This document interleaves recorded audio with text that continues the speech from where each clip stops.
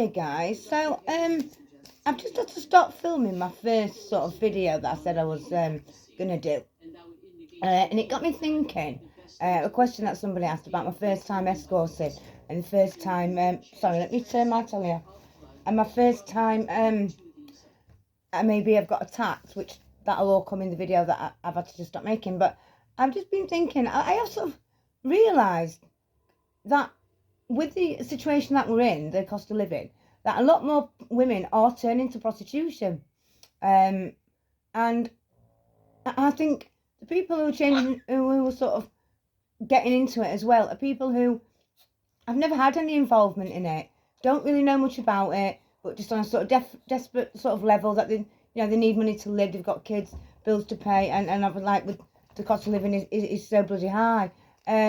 So I thought I'm going to do a video sort of every day, till I run out of what to say, if that's possible, of sort of safety tips. I mean, as we know, I'm a firm believer in, doesn't matter where you sell sex and how much you charge, we're all worth the same. It's nobody's better than each other or anything like that, but I've just done safety tips on sort of each sort of place, like if you're working in parlours, if you're working on the streets, if you're working for an escort agency, if you're working from home, independently, all that sort of thing. So today's is going to be if you've got an advert online, which is really probably the most popular, an adult, like an adult fucking advertisement, and guys come to your house. So I've wrote them down, so I'm just going to read them to you. Sorry if you're welcome to listen, even if you're not in the industry yourself. I mean, you may know somebody who is, and they don't, they're not subscribed to me. So please just listen and pass them on.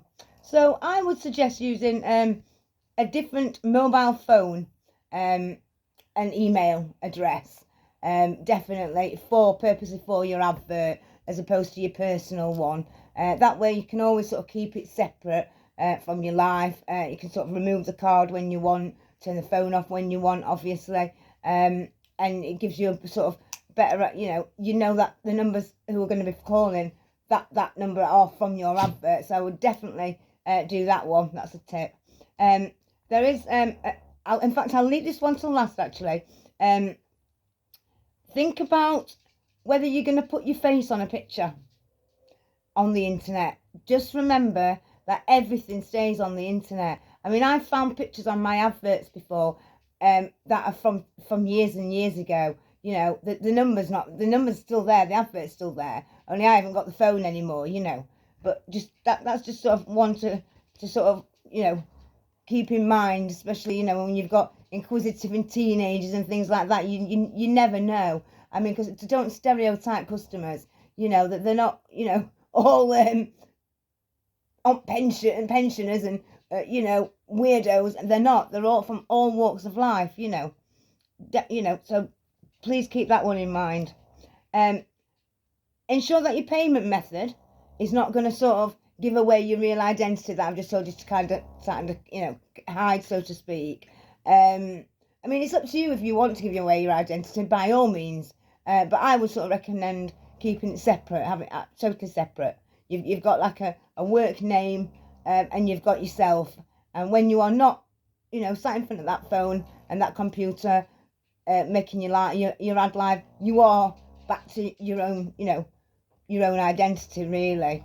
I mean, some it is mainly all cash, but you will get some who want to pay by bank transfer, and especially if you're choosing to offer content sale, you need them to be able to transfer money somehow. So just have a little think and consider that over in your mind.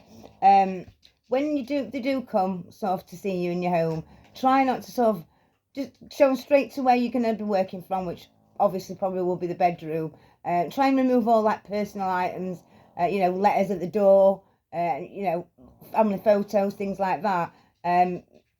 I just would, again, this can happen in any shape, in any job really, but if somebody does get sort of attached to you, you don't know how somebody's going to react. There's stalkers from people who work in McDonald's, isn't there? So just again, just be aware, really. Think about as well what answers you're going to give to questions that maybe your neighbours might sort of ask you.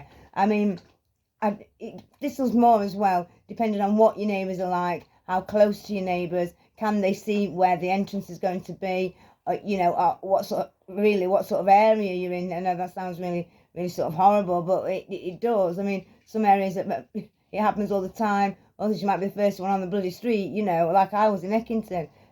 So normally I would sort of, if you're planning to do it, sort of drop in, that you're going to do nails or you're doing, something like that, some sort of working from home type thing, where people are going to come to your home, whether you're going to be, washing hair or something like that. It just gives you a sort of, a quick answer without you having to go, anyway, if you're going to put pictures up, which you do tend to really, it's kind of a must really to get any sort of work. Try just sort of cropping them. You can do that on your phone quite easily.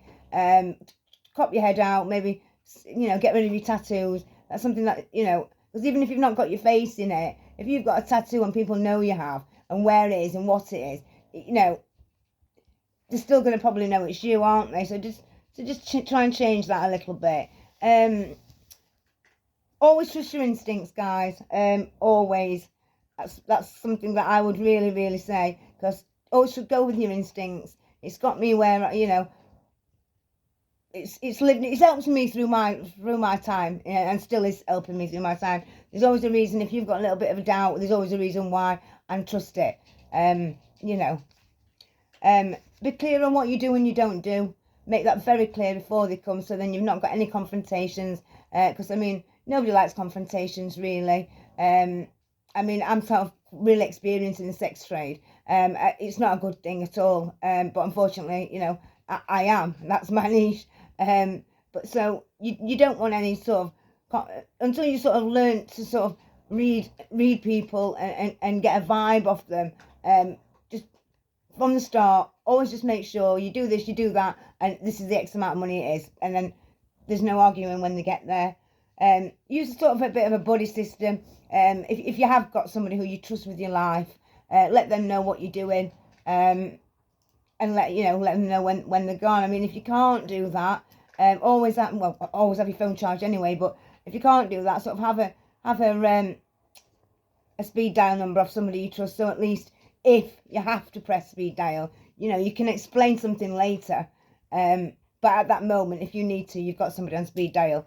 And always use your own Durex. Don't you really use them that they brought, because you never know.